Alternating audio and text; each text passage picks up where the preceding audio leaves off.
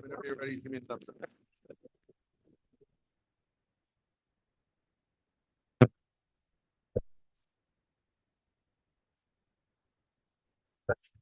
Great. Okay, ladies and gentlemen, welcome to the 19th REMAC meeting. We'll start with a roll call attendance. When you hear your name, please say present, absent, or otherwise, whatever you want to be. Here. Here. Here.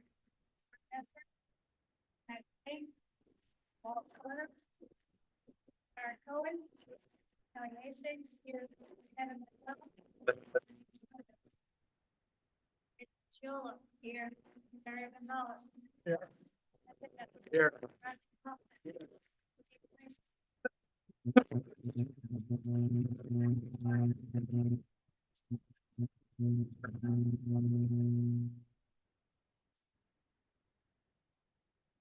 Chris, you're here? All right. Great, thank you. Okay.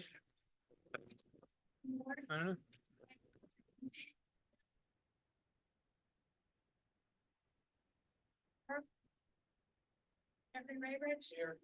Mark Sergo. Caldwell. Jonathan Markowitz. Chris Marshall. Present.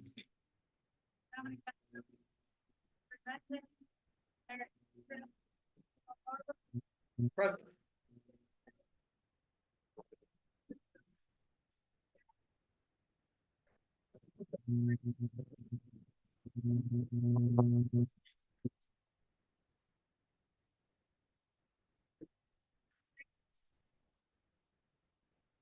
Here. Benjamin Sable.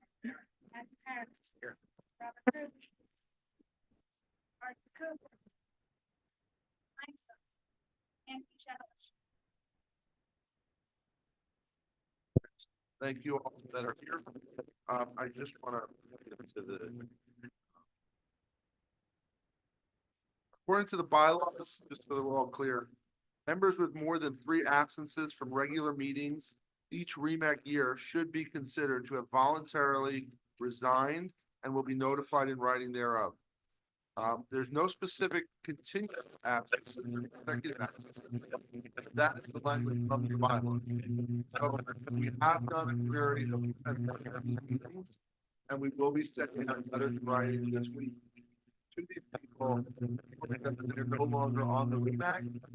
And we will have those seats. We'll send out a list of the available seats. So for anybody has any interest, or those of anybody who's interested in joining us and participating, additional participation. But yeah, it's not appropriate. Want to be involved, not involved. So people can apply for their seats, but they will be informed that they're no longer members of the committee. Okay, let's start with the approval of the September 10th, 2024 meeting minutes. They were sent out via email. Anybody have any concerns, questions about those minutes? Hearing none, a motion to approve. Seconded. Thank you. So we'll approve those minutes and move forward with our meeting. Hey, Joe, it's a quick question. Actually, going back to your Go first ahead. point. There is sorry, Paul. No, Sorry, no, it's on. You can't hear. It's not on anyway. All right. There. people. Oh, hello, people. Charlie will tell you. There is another PEDS EMS guy at Columbia, Mark Hanno. I think some people might know. He's a great guy, graduated fellowship a couple of years ago. He's expressed some interest in being an alternate. I don't have a formal alternate here, so can you just remind me the process for recommending? Yeah, if you just you could send us a letter saying that you'd like to nominate so-and-so as my alternate, here's the CV. Send that to us. Again, it gets reviewed. And then, for anybody who is a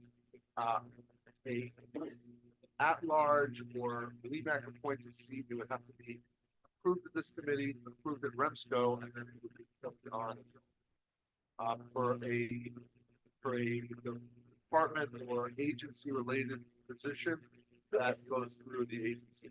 Got it. Thank Joe, you. what's the attendance here? Is it July to July or? Yes. Okay, I'm gonna read the correspondence quickly and then, we'll move forward to meeting.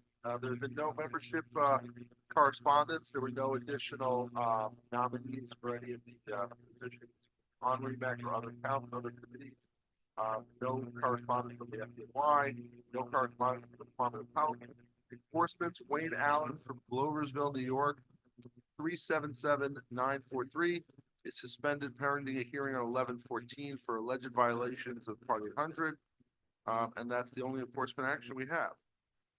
There is a Mount Sinai Division of EMS Grand Rounds on, oh, no, it's past, sorry. One on Thursday. October. Oh, there's a new one here on December 9th from 5 to 7 PM.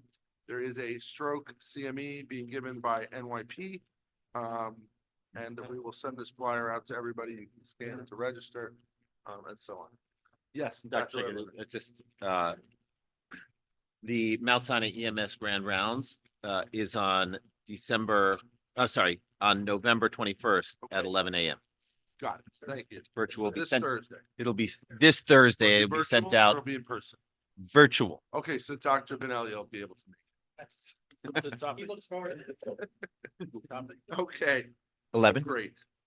Thank you. So that is So- the, correspondence report. body Any cams. questions on the correspondence report? Anything else that anybody wants to correspond?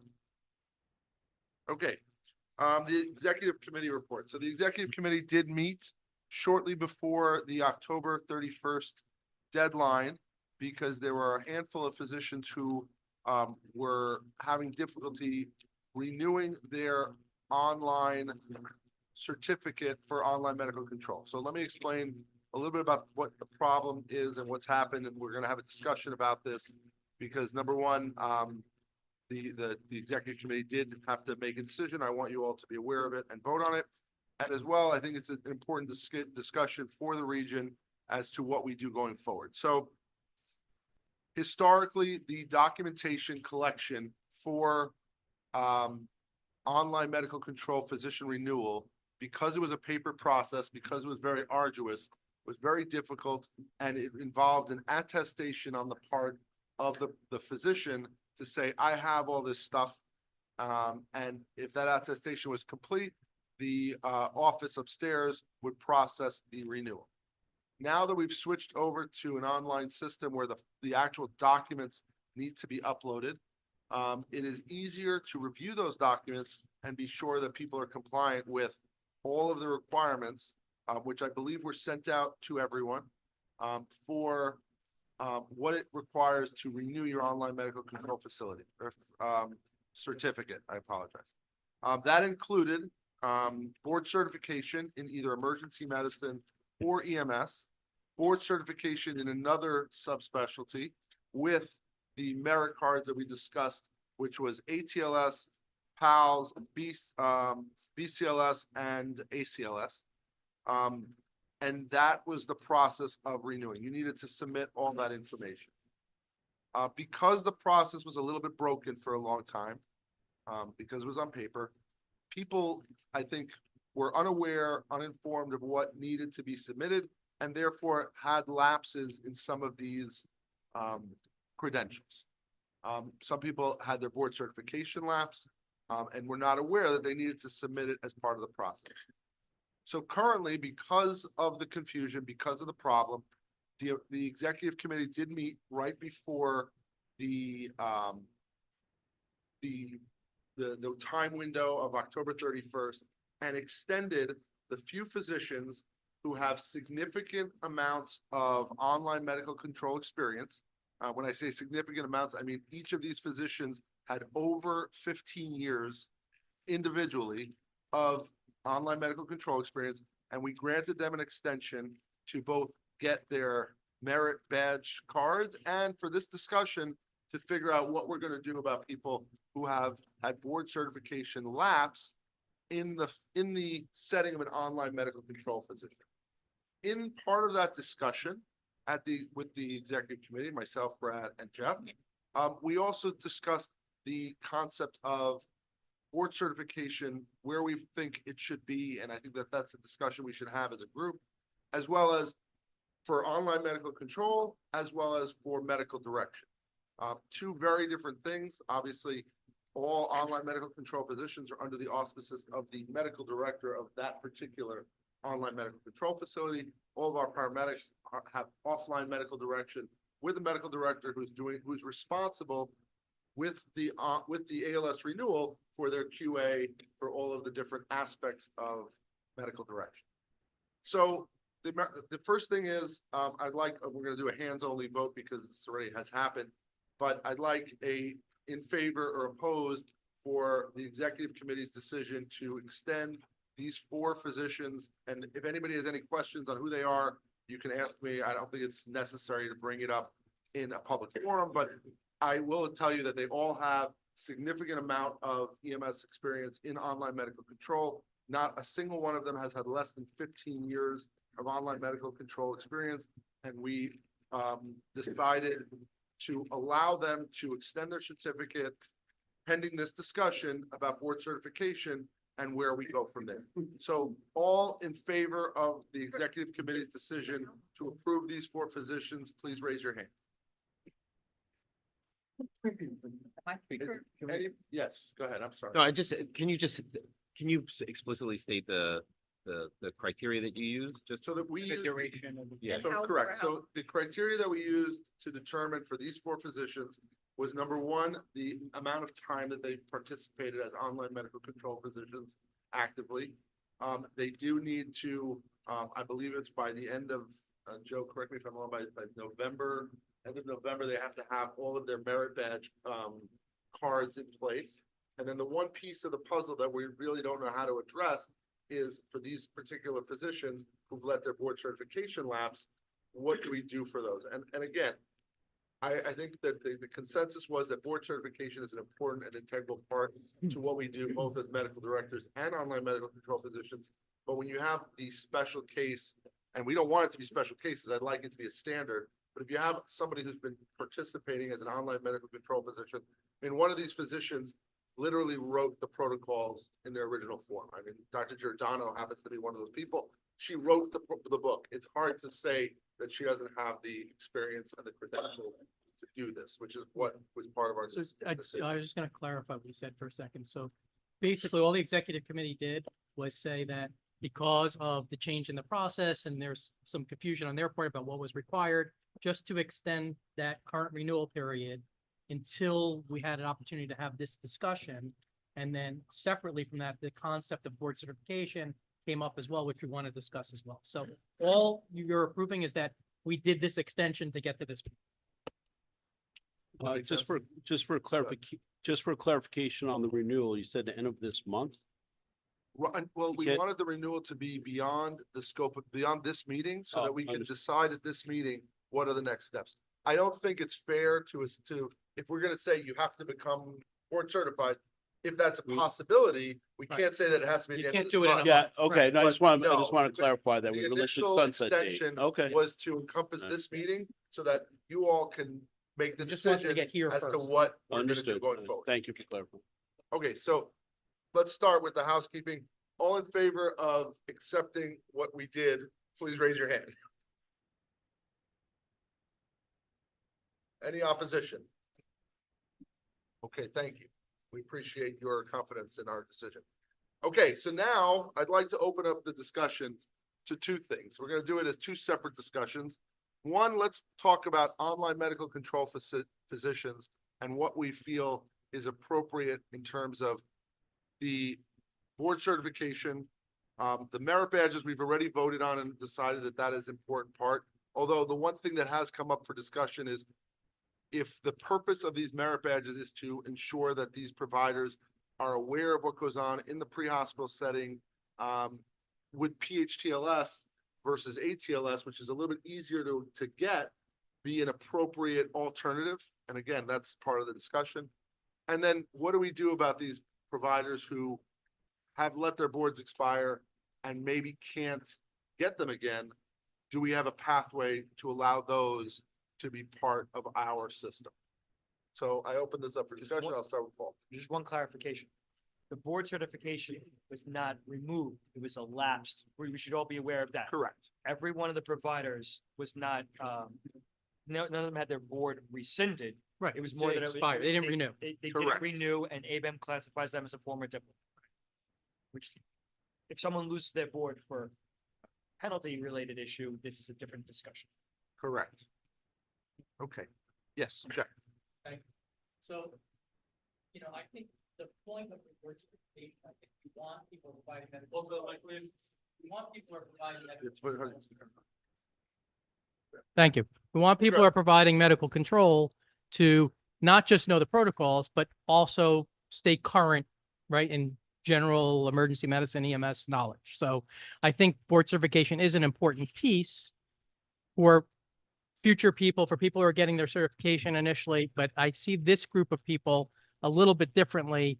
You know, someone who's done 15, 20 years in the system and, you know, have chosen to let their boards expire, you know, to have them go through all that process to get recertified could be a challenge. So maybe the alternative is that there's some sort of, you know, CME requirement or something we could substitute for just that subset of people who, for lack of a better term, grandfathered at this point because they've been doing it so long and we're continuing this. And I just throw that out for a discussion that, you know, maybe it's 30 hours or whatever it is. Maybe there's some sort of CME aside from going through the process to get reboard certified that they, you know, are maintaining currency. So that's all I wanted.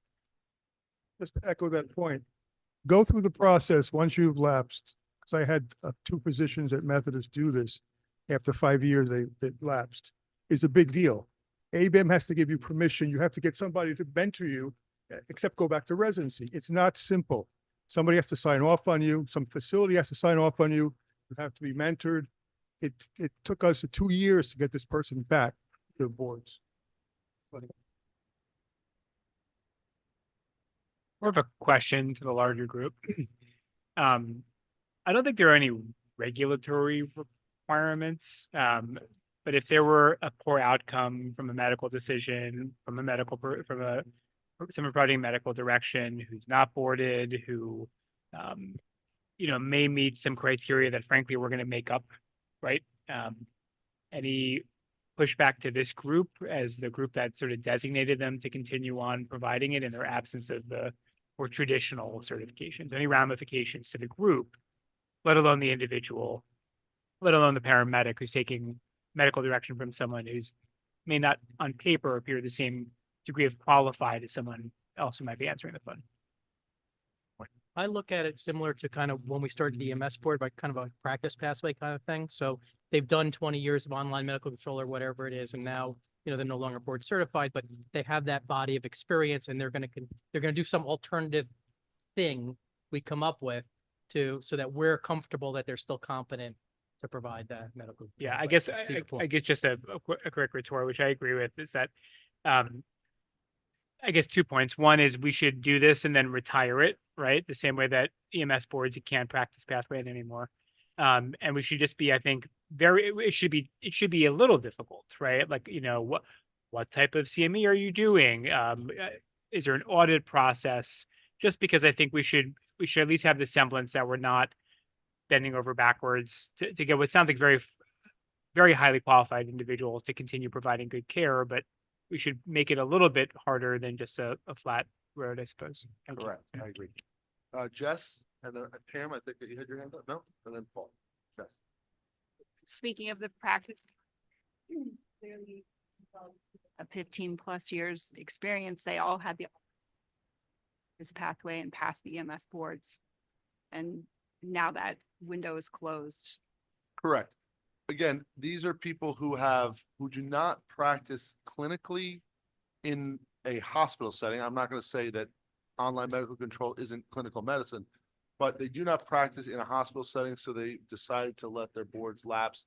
These are people that are kind of towards the tail end of their career and are not clinically practicing, which is why they chose to let it lapse. But I do agree, and I see your point. Paul. First, thank you to the exec committee for taking charge on this delicate and polarizing issue. I think the goal here we should all have in our mind as well is not just these 4 physicians or 5 physicians, but the future. And that, essentially what we, in a perfect world, would be doing here is closing a loophole and paving a path for the future. Because there will be other people that fall into this, situation. Maybe I will one day. Maybe some people at the table will. So we should be looking to, create a model that doesn't require, an 11th hour loophole so that providers can continue giving care, providers that are good providers continue giving care. Shifts are covered at various agencies, and people who helped bring all of us into this thing that we do aren't, cast out. Joe?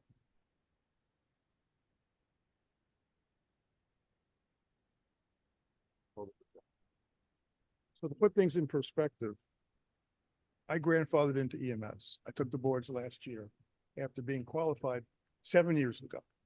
And I passed last year. But I didn't do a fellowship. And now I'm EMS, one of the EMS medical directors in Stony Brook.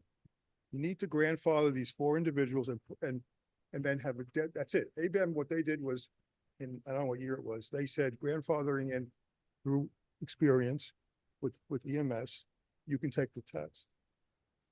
These people should be grandfathered in now, and it's just forever. But nobody knew it would be grandfathered in. You just put a deadline. And this is the body that would do that. ABM did it for me, and this is the body that would do it for our guys. That's my issue. That is a good point. The only issue, or the only question I have about that, and it's really a question for the group, is there are people in this room right now. I'll use myself as an example. Let's say I continue to practice for another 10 years, and I then decide that I'm not going to continue practicing, but I want to do medical control and I want to do medical direction. So I would maintain my board certification. Maybe I'm not a good example, but if I just wanted to do online medical control, maybe the experience that I put in is enough to maintain it without having to maintain board certification. I don't know if that's something we as a group feel. Now, again, we're not even talking yet about medical directors or medical oversight of online medical control, because I think that's a different story. If you are the ultimate responsible party, I think then you do need to have a higher standard than the online medical control physician who's just answering the phone. That's my opinion. Again, people here might disagree. I'm just wondering if we think that there should be a pathway for any of us in this room who decide at some point to let our boards lapse, but want to still participate as online medical control physicians, if that should be possible, or we don't think it should. Again, I put that out really for discussion. Ben. Yeah, 2 things. One is to that. I agree. And I think similar, especially now that for EM and for EMS, instead of, one big payment every 10 years, it's sort of like this ongoing maintenance of certification, where someone who's been boarded in EM or EMS for 20 years might say, I want to keep doing medical control, but I'm not going to pay, whatever it is, $2,000 a year to be able to do 10 shifts a year. I'm not going to, and so I think for people in boarded in EM, EMS, that would make sense, to say you've been boarded for a certain amount of time. The other thing is, as I know Paul has worked a lot on this document. I know, but as we're updating it, two things just to point out. One is currently EMS is not here on this document, the 2018 document. With EM, I know we have it in the other document, so we should add that. But the other thing is, right now it's very unclear what we mean by board eligible. I think in general we're meaning board eligible like someone who has just graduated, they're in the process of getting their boards, it's within 5 years. That's actually a real definition. It's not something, it's right, defined by ABEM.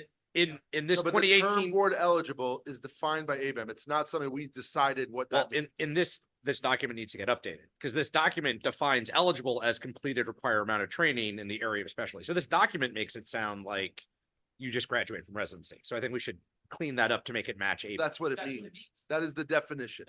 So that's the only definition of board eligible, is you finish residency and you haven't sat for boards yet.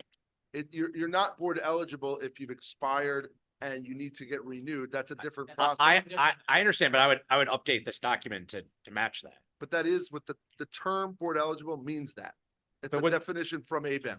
I We didn't come understand up with that, it. but I'm saying that when this document says you completed the training and doesn't say anything about a time period, I think some of our doctors read things like this and said, "Oh, I've completed the residency, so we're still board eligible." I'm sorry, there were 2 people. You had your hand up, and Paul? For the group's edification, just for the group's edification, I have not edited this document in contrary to what was just said. And we should edit it collectively. We should update it collectively. Because this is the document that will drive the path. And I would, That's what Yeah. we're doing today. I'm trying to narrow as to what we should be doing. Okay. Glenn, did you have your hand up? Yeah, thank you. Thank you. Yeah, absolutely, you're correct. The definition of board eligible, which ABEM doesn't even like people to use, quite honestly, Right. they told us, is that the 5 years post residency training and this and that. Well, we do have online medical control positions that are not emergency medicine board certified or were. So I'm sure their definitions are probably going to be similar, but we're talking just about ABEM right now. But there are Correct. quite a few positions that I have that were never emergency medicine board certified because they never went through an emergency medicine residency program. Right. So just to say that that's what ABEM says, right? We can't talk about the other ones. I'm pretty sure it's similar, Right. but we can't make that statement yet. I bet you if we looked at each one, it might be the same. There's some things where apparently you get a lifetime of board certification in some kind of internal medicine stuff. I was just talking to somebody and they're lifetime certified. I thought that was shit. We should have done internal medicine. We don't have to deal with this nonsense, right? All right. That being said, Yeah. I think that to have a sunset date, like you said, I think a lot of us are, the issue with me is I have a lot of retired, semi-retired physicians. Of the 4, right, in question, 1 was board certified until 2011. For him to go back to get it You can't. is not, and he's going to say, I'm not going to do this anymore. Get board certification just so that I can work telemetry? No.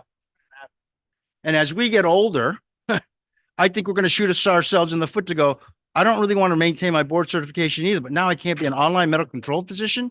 That's a little bit ridiculous. So I think that some pathway for those who've been doing it for whether it's 15 years or we don't have the criteria yet, there has to be something that maybe allows them to.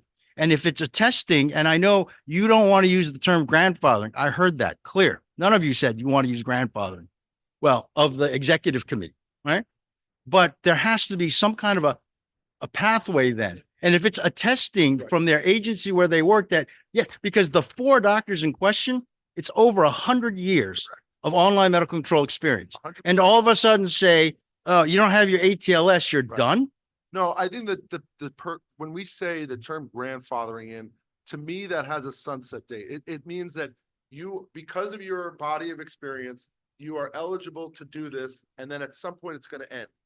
I'm actually. But agreeing with you. like, let's say in 10 I don't years, think we're it in that should end. situation. That's what I'm saying. We don't have, we That's why I won't don't meet think that it should be grandfather date. grandfathered. I think there should be some pathway Right. where if you've done a certain body of experience in this, and you've been doing it for a certain amount of time, maybe you should be able to renew even without board certification in the future. If you say grandfather, to me, that has a sunset, and that means that if you can do that now, but in the future, it won't be possible. Well, That's right. just how I think of they're, the term. but I think they're 2 separate questions, right? One is, what is this alternative thing that you Correct. could do? And then 2, should it be a time limited thing or should it be, I'm going to make this up now. You've done online medical control for 20 years.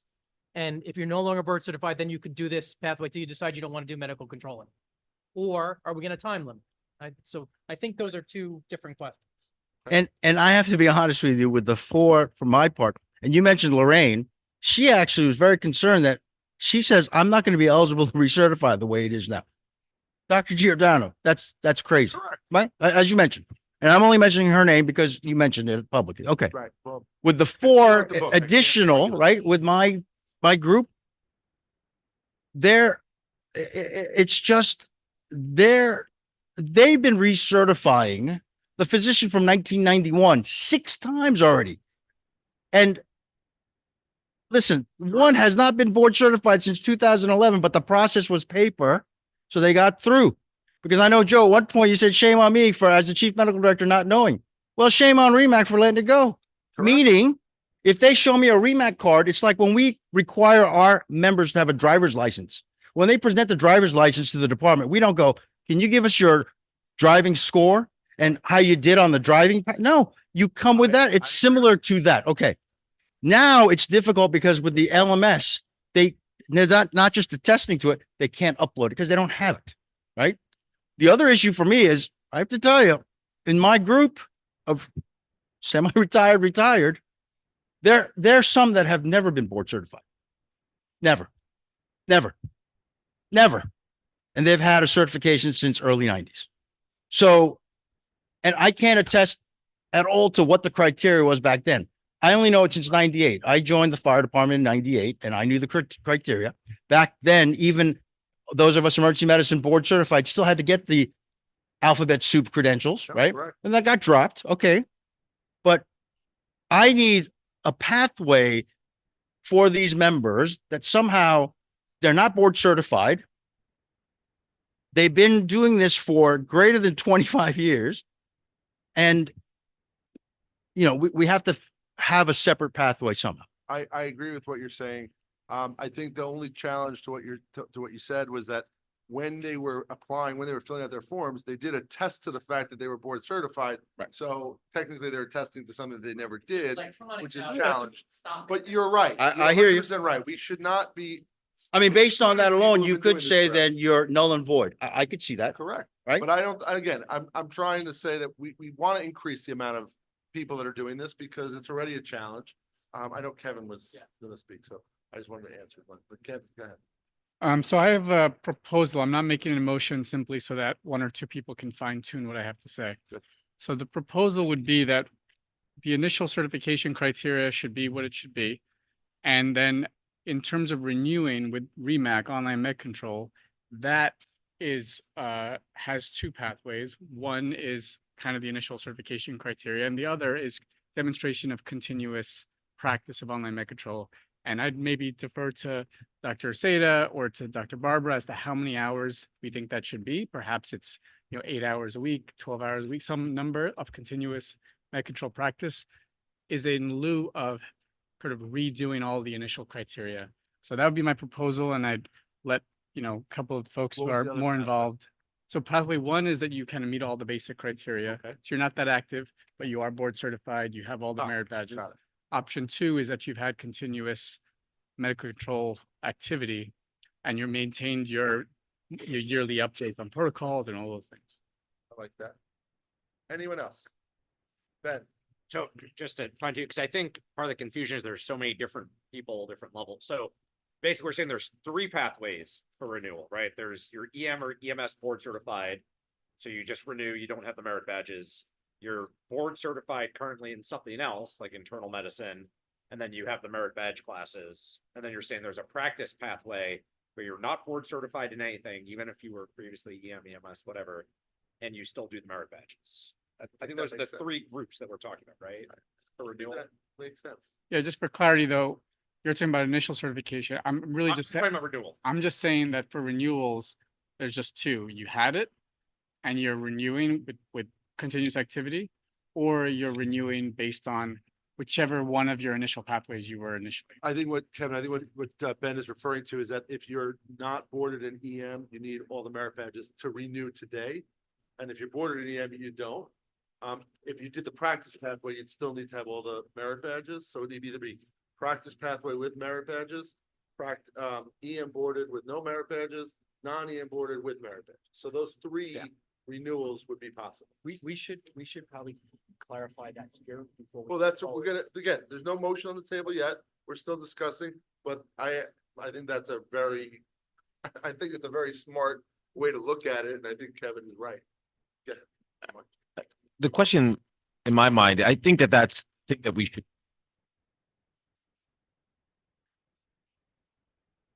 Question is, moving forward, do we want to say that it's okay at some point to not renew your board certification if you're at the end? You have 20 years of experience and that's fine? Or do we want to say that we expect that people who are giving medical control and active oversight of paramedics in the field, then do we want that to be the standard? I think that's the question in my mind. I'm not sure that I'm decided yet, but I think that it's the question. Yeah, I agree. And I think that in online medical control, that's exactly what we wanted to discuss here at the table. Jess and then Paul. I think, we all know and love these the people that we're speaking about, and that makes this really difficult and painful. I'd say though, that we don't want to undermine our own standards. I mean, what's the point of making a standard if then when push comes to shove and we actually go to enforce it for the first time, we have to then change our standard. Instead, is there a way for us to just accept these people, these 4 affected people, and give them some sort of card going forward, make exceptions and vote on them, not create a pathway for some shitty alternate, But is it? card again, in the future? The question is it really a shitty, well, to use your term, I'm sorry. But is it really a Alternative. shitty pathway to say that somebody who's been continuously practicing whatever amount of time that is, and is continuing to do it on a regular basis, I would say that they meet the qualifications that we want. Now, again, we're not even up to the medical director discussion, which I totally agree with you. I think that that's a different standard. But for an online medical control physician who once a week is going in and doing online medical control, maybe doing that, actually practicing has some value. But Paul, Jeff, and then we're gonna go over here to Matt. Thank you, Kevin and Ben, for clarifying that. It was actually, we were sidebarring about that exact kind of concept, so multiple minds, thank you. We should think about, for a practice pattern, who will be attesting to the service and what that looks like. Because it looks like original is board EM, non-board EM, we have that worked out. Right. Renewal is board EM, EMS, non-board, non-EMS, non-EM, non-EMS board, but boarded with merit badges. Correct. And then in a practice pattern, no board at all, merit badges plus what? So it might be a little troublesome to say, determination of need or something like that, but determination of need clearly came up in this conversation. It shouldn't be the only reason why someone has merit to work in the region, but it clearly is a point that should be clarified. And we should logistically plan out what that service attestation for past and future, what does that look like and who's it come from? I think a single employer attesting that the people work for them and they need them to continue working for them. If it's an agency that has a good medical control facility in this region, then I think we should, accept that letter saying this person works for me and I trust them. Right. And I need them to continue working for me. Okay, Jeff?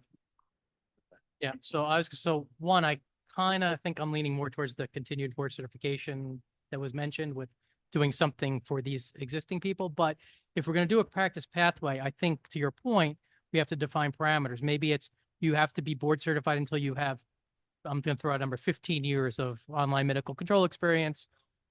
Right. And then after that, assuming you let your board expire and it's not removed, right, that you could then continue on a practice pathway. But I think there has to be some minimal, maybe it's 10 years, maybe it's whatever it is, but you have to have significant experience doing the online medical control before you move into this. I'm no longer board certified and I'm going to keep doing medical control. And then we couple some other requirements with it, whether it's agency certification or some CME or something like that. So just 2 quick points in support of what Jeff said. First of all, it's getting harder and harder for anyone who's practicing clinically. Very few people are losing their boards and still able to practice clinically in emergency medicine or other things. So this will be hopefully a self-limiting problem.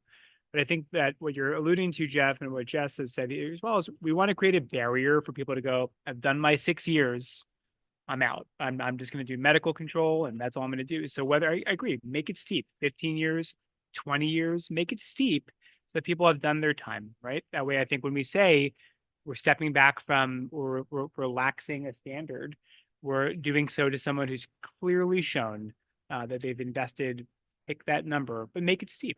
Right. I agree with that. All right. So Rob, then Ben. I'll just play the other side from someone who receives medical control orders. I agree with that. I agree with Dr. Ben Voorhees, but is there any sort of pathway as well where there's, I guess, a clinical standard? Because as you say, 15 years, sometimes is it 15 years of experience or 1 year of experience repeated 15 times? So if that person's not working clinically anymore and they give me an order for rolling tourniquets because they haven't worked in 15 years, that may not be appropriate either. Good point. Hold on 1 second. Ben? Paul. Oh, you want to answer? Fine. Yeah. So hopefully with the protocol updates being part of it. Come on. Cantor turned it off. the plan is with the online, with the learning management system, integrating the protocol updates to the physicians as well, they'll at least have done those yearly modules, which is why the merit badge classes may or may not be necessary. But again, there is an ongoing education that's just not CME given in a closed dark room that no one else gets to go to. Okay, Ben? Yeah, I mean, and also not to denigrate the whole board certification, because I think clearly there's a lot that goes into getting it initially.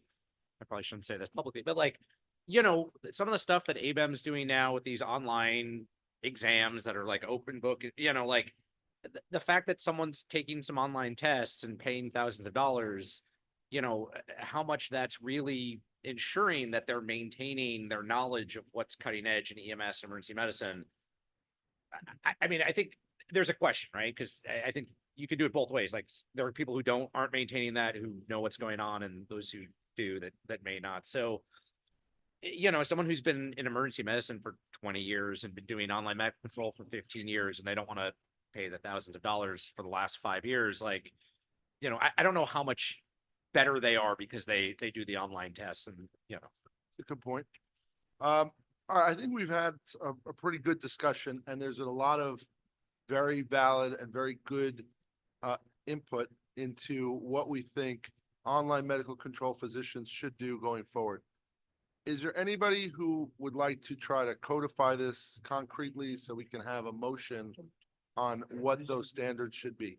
I've heard a minimum of 15 years of active experience as a board certified online medical control physician.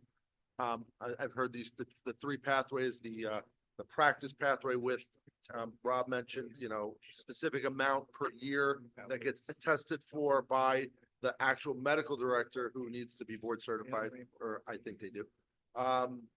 And you know, what do we think? Do we have anybody want to go further? Doug and then Paul.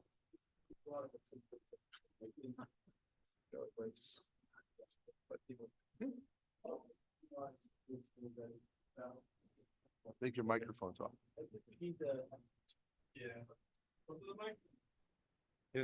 There you go. Now it's on.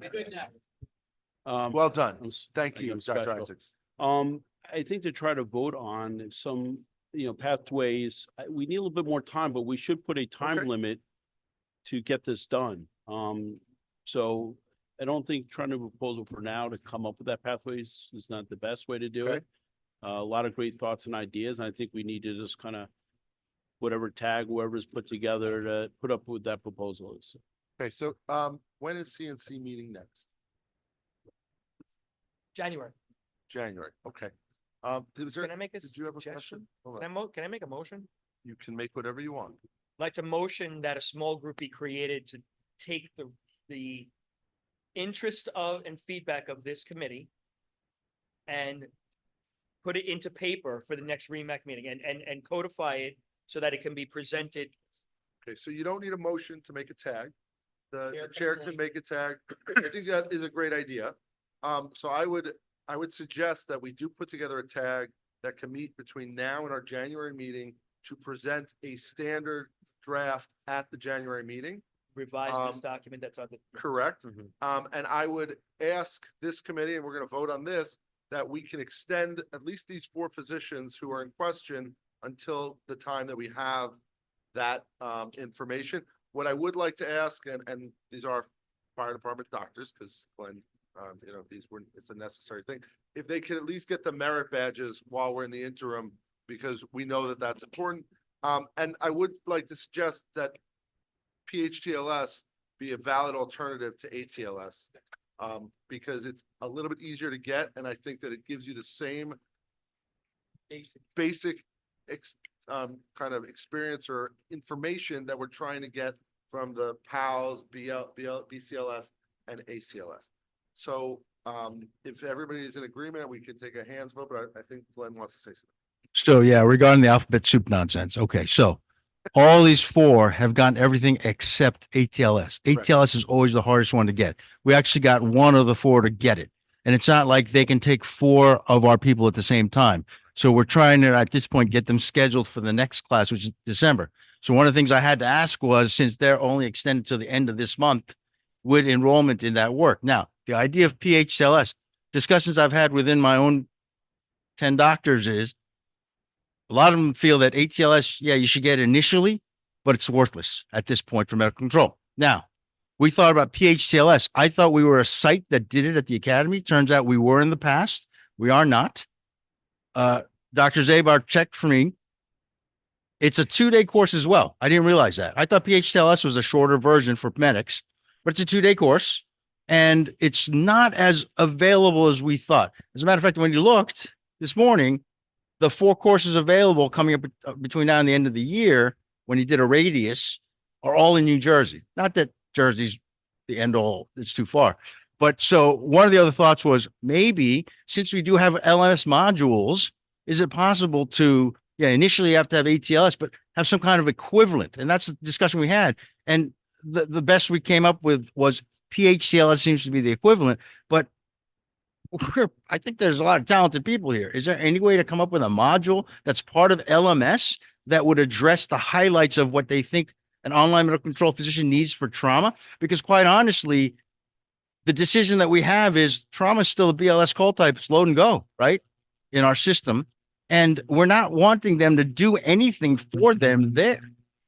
So that's something that I'd like to see if we can, the tag might be able to consider. Well, Jess and then Paul.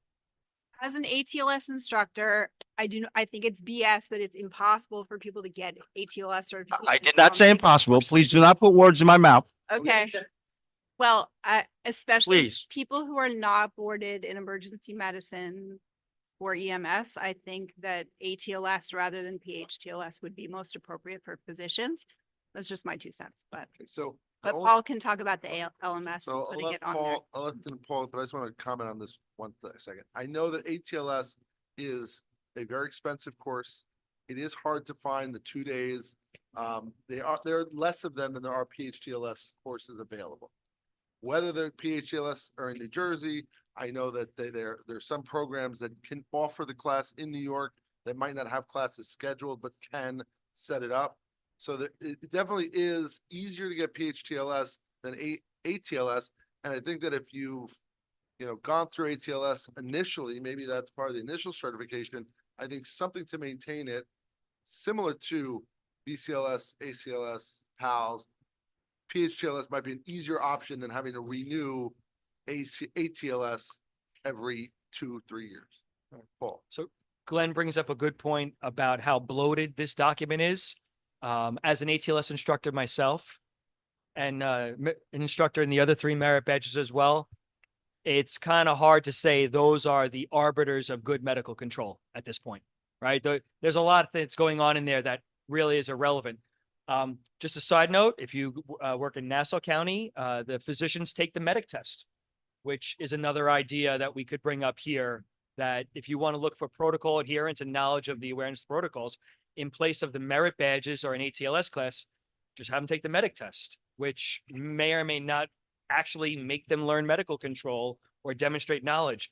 I do think the overall thing with this is a transition point. We had self-attestation, which may or may not have been perjurous at the time.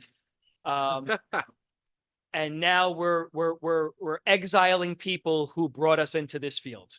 And I think we need to have a healthy dose of what the future stays with. And the future is that this is a transition point for our region, our agency, as we computerize credentialing.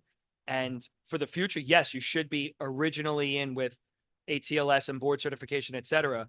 But we have to figure out a way to float until we get to all those people have kind of sunsetted away.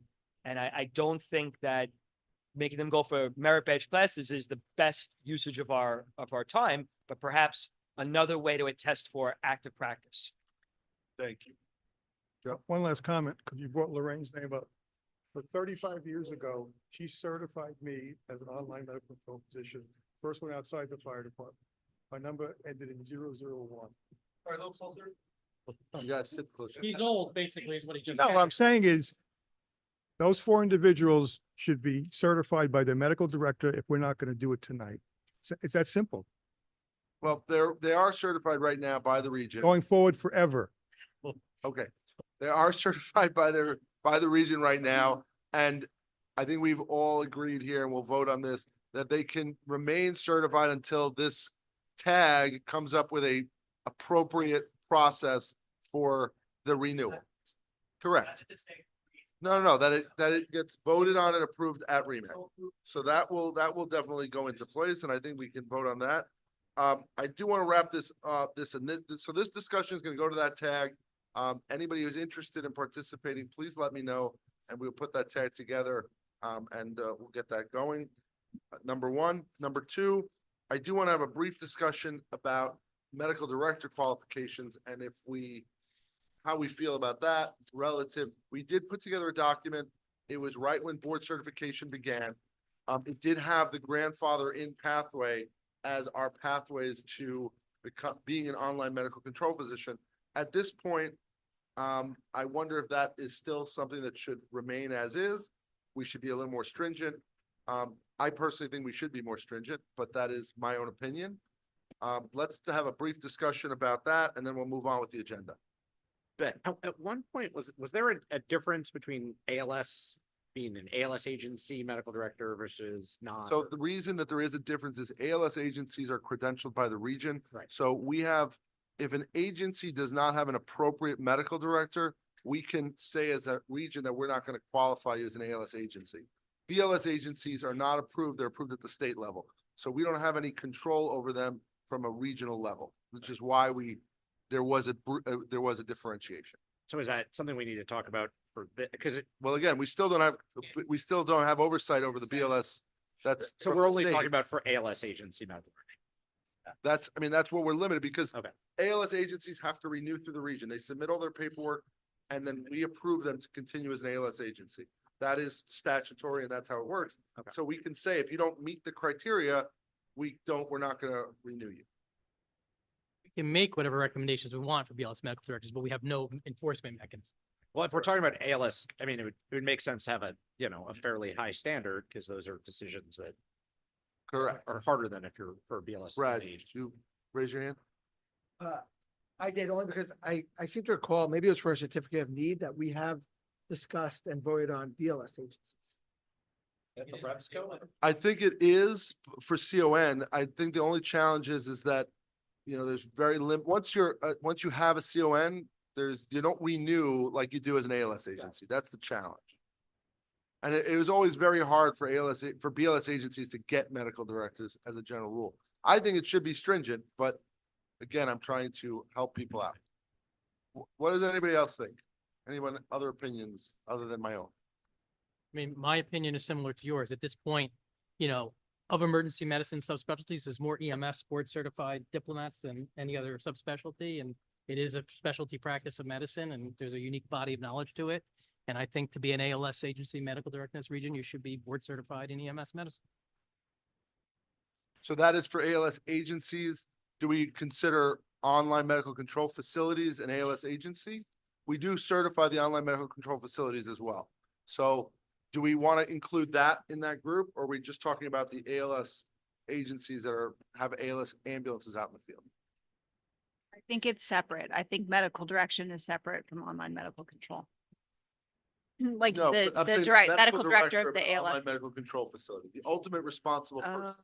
Should that person have the same standard as an ALS agency medical director? Should it be different? Again, I'm putting it out there as a question. Paul. How do you plan on policing this so that people don't self-attest that they have these? Well, now that we have the LMS, people have to submit Well, paperwork. we don't actually credential that yet. We only credential online medical control physician through the LMS. Correct. Are we saying that a medical director would have to apply as, a medical director? And then we would Agencies say have to do that already. all medical directors are technically all MC physicians? No, so when you put in your Jesus. online medical control renewal, and I'm sorry, when you put in your agency renewal, Yes. part of the agency renewal is who is your medical director? They need to sign off that they understand the QA responsibilities. To add their board certification document to that packet is a very easy process if that's what we choose as the defining standard. Right. I think the questions Paul asked, let's say you're a large agency, you have multiple medical directors and you're going to rotate or somebody's going to be in charge of online medical control, right? Like the agency renewal is just the agency medical director, right? Like we don't have I'm 15 a- different medical I'm directors to asking say the- who's doing what. I'm asking Well, the the how, online not the medical what. control facilities, they renew separately Yeah. from the agency. Right. They're Okay. two different credentials. I'm And there's a asking- medical director for that and that renewal? And there's a medical director Yes, for but the you have a online medical mechanism control for- facility. Correct. Okay, Yeah. I'm just asking the how, Yeah, not the no, what. I I'm understand. asking the how. Yeah. Because the how is how we got lost. Glenn, Yeah, so this is very interesting and ruin the large agency, that's us, right? Just like when I we don't know submit what May you're talking about. papers, we say, you know, our call volume is over 1.6 million and this and that, and you blank out New York City. Everybody in the fucking world knows it's New York City, right? Okay. Anyway. that's So how you really feel. here's the point for me. I think that the agency medical director for an EMS system should be board certified in emergency medicine and EMS, quite honestly. Now, does everybody currently now in our system, are they all EMS board certified? Probably. I'm not sure, but I don't know, right? I don't, you guys know better the credentials. And I know that online medical control is one subset. I get that, but I also have dispatch. I also have the Bureau of Training, right?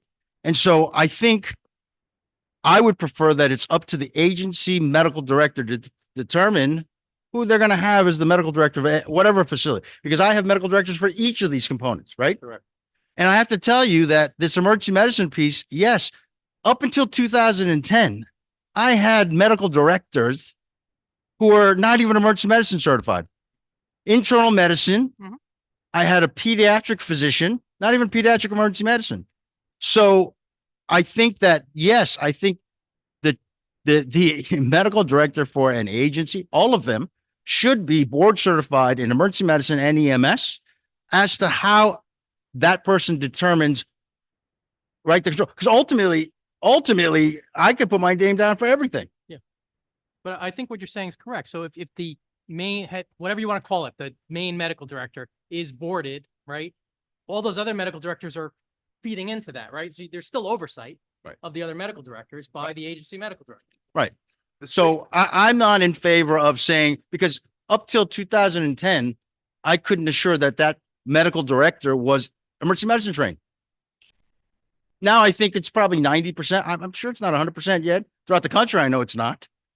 So I'm not for each separate one has to be this credential. I think it should be left to the agency medical director, whatever your agency is. Should they all be board certified in something? I mean, I'm asking, I really don't have an opinion. Well, that's interesting because I don't think that was the case for us even in 2010, quite honestly. Scott, what do people think? Doesn't the state do something about one director for every 100 paramedics. So it's reasonable that at least one person be board certified. Yeah, Well, that. but would then at that definitely- point, The question is, should. there you be have to have more? your pyramid, like, and it is what it is. But should it be more than, meaning, should it be 1 per 100 like the state says, or should it be one board certified medical director for the agency? I think one board certified EMS medical director for the agency and heavy lies the crown. If they have to find other people. Board certified EMS, yeah, 100%. And then others should be board certified, or it doesn't matter? I think it's up to the one. That's I what think I'm that's the asking. point, is that that's the point of having the one, is that if there's one person, they should understand they need more or not. Then you, I mean, theoretically, you'd have one person who's board certified and everybody else could have no board certification at all, is what you're saying. No, I didn't say that. If they're gonna be counting as medical directors. Then what? They could be boarded in anything, they don't have to be boarded. I think that's the question that we're asking. Kevin, So, and then Darren, one second. so the easiest thing for this group to, I don't even know if enforce is the right word, but at least monitor, is what is the name as the main medical director for the agency? What is the name for the main medical director for the online med control? And I think we can impose requirements or expectations, I don't know the right word again, on that person. Correct. It gets very tricky to then look beyond that person and have them submit all the names and everything else. So it might be an incremental step, but I think it would be a forward step if we at least at this meeting or this year, we determine that the main medical director for the agency needs to be an EMS boarded position. Just no requirement for. Hold on 1 second, hold on. Dario, Well, yeah, and then Mike, and then. I'm sorry, but you're saying one main medical director, and then he or she will determine what the certification, because it's gonna change people rotate, change jobs, and to give you a name today, tomorrow it may change. But- But if the heads don't tend to change that much. Consistency of the head And medical you director. have to contact that. The other thing is this, I don't think the state said a medical director. Did it say one position for 100? Correct. And they didn't really specify. They don't. The But- state does and not. So it's somebody with a pulse who's a physician is able to do it. And they upstate, that's what they do. They get anybody to say, please, will you take? They do it out there in the, on what, Right. That's And it. I think, they yeah, do it all over the place, and we're holding ourselves to standards that apply to nobody else. but maybe And it I think should. that's a- crazy. I think this, I have to agree here that setting sunset dates or whatever you're gonna do is gonna kill you in the end, because when we don't have enough people to fill in those slots, you know what? We're just gonna go to standing orders, and that's gonna be it. Everybody here uses telemetry that we supply, yet no one really supports it but the fire department and the city. Some point, there's gonna be a crash point. And you have to look, what's gonna happen in the future with these individuals. Right. Myself probably have. to see. But no, but really, I think you need to look beyond these people that are doing it now. I also got trained by Lorraine, and Right. she showed me, and, and I worked with her from the time that we started. But it was, and, the whole idea is that those people should just get certified, forget about all this other insulting them. And then we can look at the pathways, what we're gonna do. And I think that I don't, 1 second. No, I'm not saying anything. Slow down, put your hands, down, okay? Get half a time. But the idea is that we have these people that have been the core of emergency medicine when nobody was here. This room was empty. It was bullshit. It was 911 committee. And that was it, trying to wrangle them and fight with the administrators more than anything else to allow us to be able to do things in the emergency department and in the field. And we're gonna put them through a test. I think the merit badges are just merit badges. They're good for Cub Scouts. That's about it. But I think it's an insult. They should just be granted, and then we can work on this whole process. You will agree, disagree, doesn't matter to me. Thank you. Mike?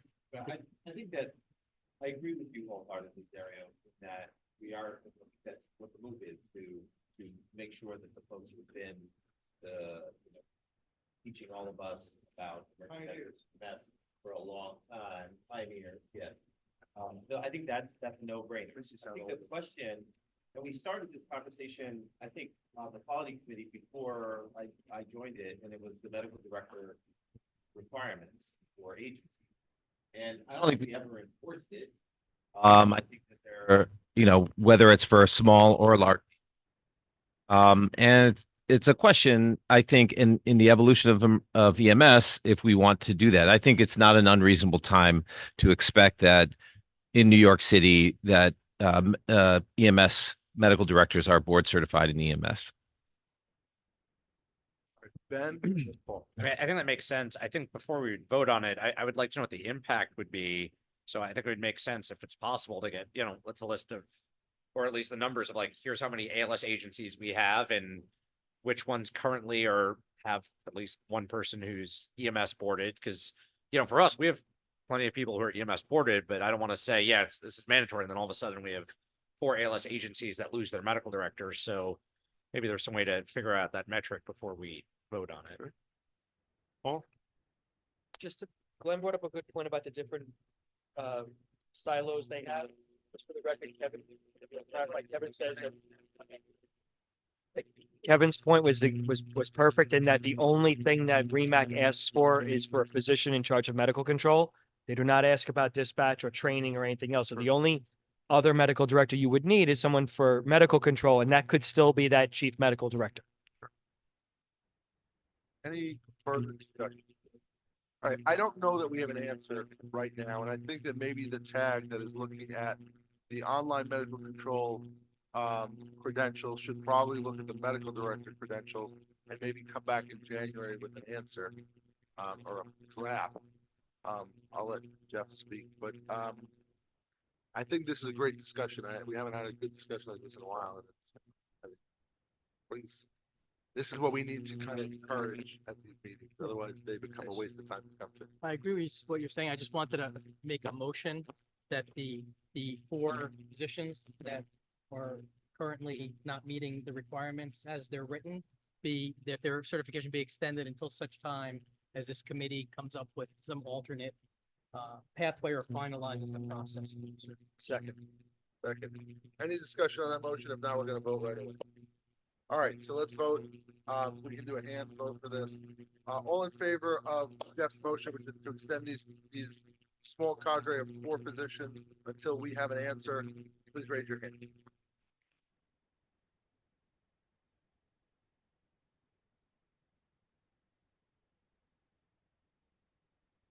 Anybody opposed? That's it. They should just be certified and end it with those 4, and then start your whole process. That's fine, so 2 opposition. So the motion passed, thank you. But I hear you. Okay. All right, thank you for that discussion, and we'll move into subcommittee reports. One last thing. I'm very sorry. Just one last thing. On that document, there's also a piece about, since it's such a polarizing discussion, that there's a submission of CME hours, teaching activities, provision of EMS care, provision of shifts. These are all things that tag should also handle, that are kind of hanging out in front of the credential card being given off. We probably should come up with, we should probably come up with a plan on that too before the tag gets it wrong. What is the intent of that? Is that everyone's supposed to be doing those things and they can be requested, or is that just specifically, like, what's the current intent of it? The intent there. This step 8, is this that everyone is required to maintain these certain things? Yeah, I think the document was written proximate to the EMS board certification documents, and it was a lot of borrowing from that. And, these are expectations that are not going to be checked. So what's the point? Right, I agree. Listen, I think we need to revise it, obviously. It's time to update this. There are now standards that were not in place when this was written. So I think going forward, we definitely need to update that.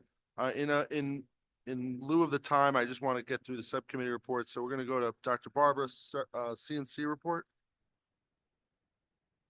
Megan Williams stepped down from the committee. CNC met last Friday. Last Thursday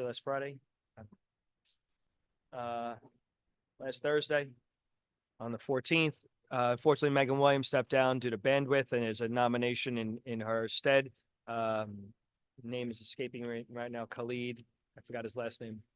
Khalid Kazi. But we have yet to meet.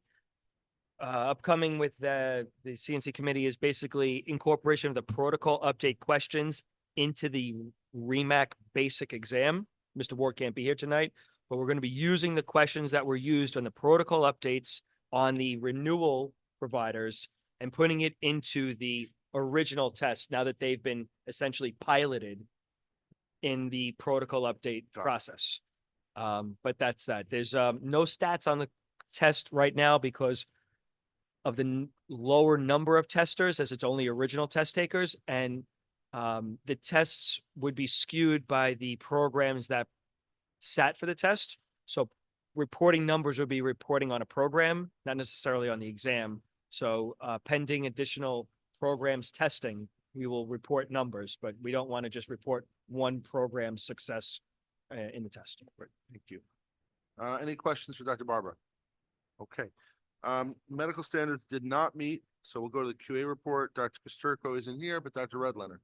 Oh, go ahead. I did. That's right. I mean, I'm trying medical to rock standards and did not meet because the protocol committee did not meet and CNC just met last Thursday, so we did not meet.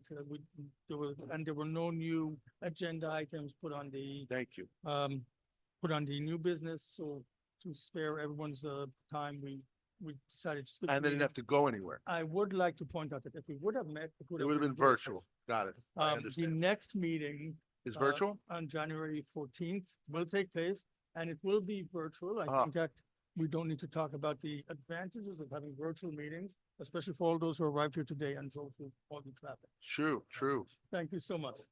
Excellent. Thank you. All right, Dr. Redlener.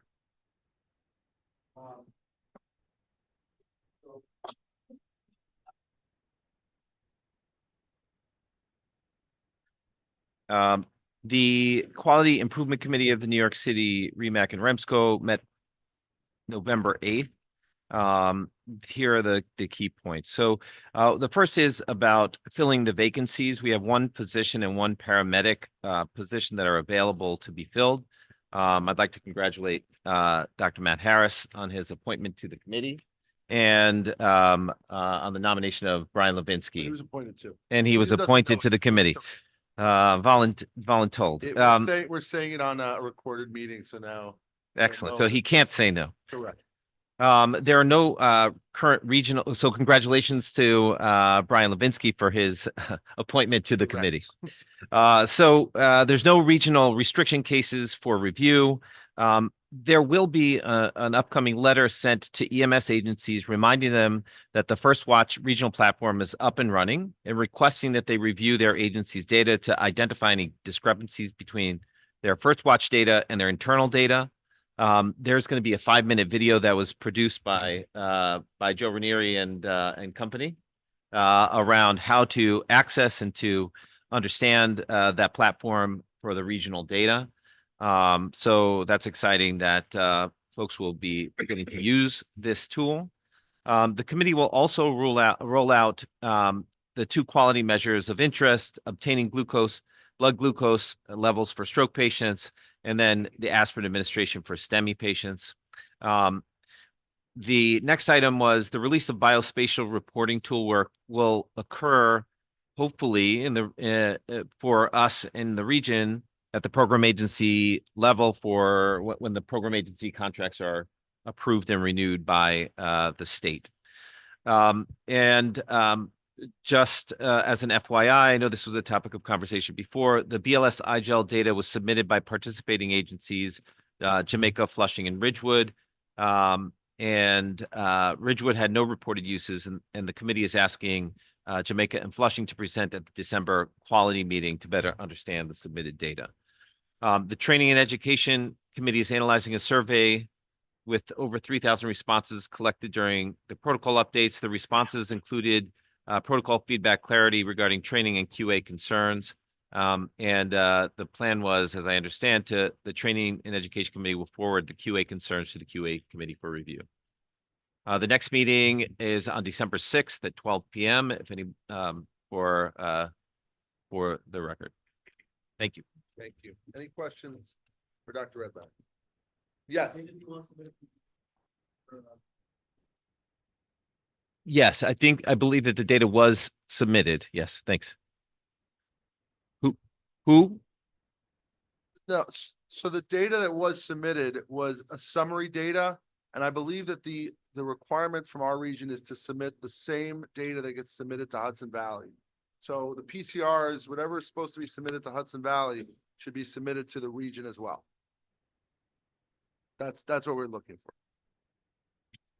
Okay, Mr. Lax isn't here, so we'll table the training and education discussion to the next meeting. Dr. Berkowitz isn't here, so we'll table the interfacility transport to the next meeting. And I did not attend RTAC, and there's no representative from RTAC here right now. Regional Council update, Mr. Ranieri. All right, so Regional Council met last month. Here's some of the highlights. James Pointer was approved to be the Nicevera District 4 representative to sit on the council, replacing Travis Kessel. On the emergency preparedness update, we had renewed our opioid overdose prevention program certificate with New York City Health, and the office encourages all EMS services to participate in the Narcan Leave Behind program. So we have the Narcan to distribute if you need support on that. Program agency update, we are still awaiting update from New York State Department of Health on when our next program agency contract will come out. We are now 5 months into that contract, and they have yet to release it to us as yet. There were no transfer of operating authority applications or CON applications. We still have we had a discussion on the delay and the transfer of operating authority for Frogs Neck Volunteer Ambulance Service to Ridgewood Volunteer Ambulance Service. That is still being reviewed by New York State Department of Health's legal department. Same holds true for the CON status for Whitestone Volunteer Ambulance Service.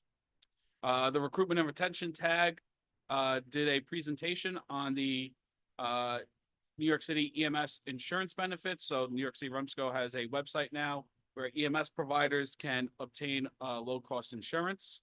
So we did a presentation on that, and that has been promoted in various methods since.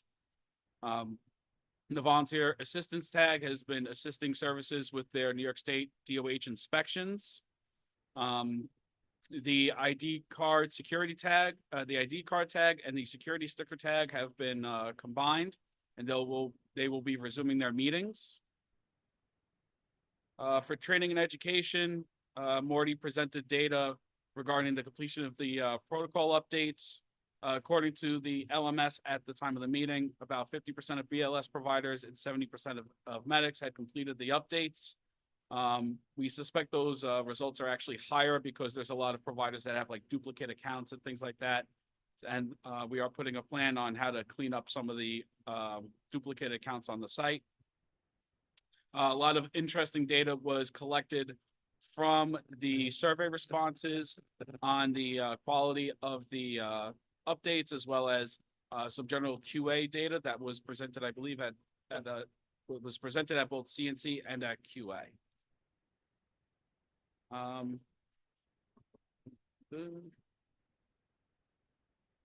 So the committee was also formed to reevaluate. The committee was also formed again to address the congestion pricing concerns. Should that be reinstated, and the next council meeting will be on November 26th. Any questions for Joe? All right, and also, just so everybody knows, we wish Joe tremendous success in his new role as acting director for New York City REMSCO. So, good luck. Good counting on you. Thank All you. right, I don't believe there's any unfinished business. Is there any new business? Seeing none, I'd like to entertain a motion to adjourn. Yes. All right. Thank you all very much. We appreciate your time and energy coming here, even though it wasn't virtual. Everybody goes. All right, Paulie. I'm sorry.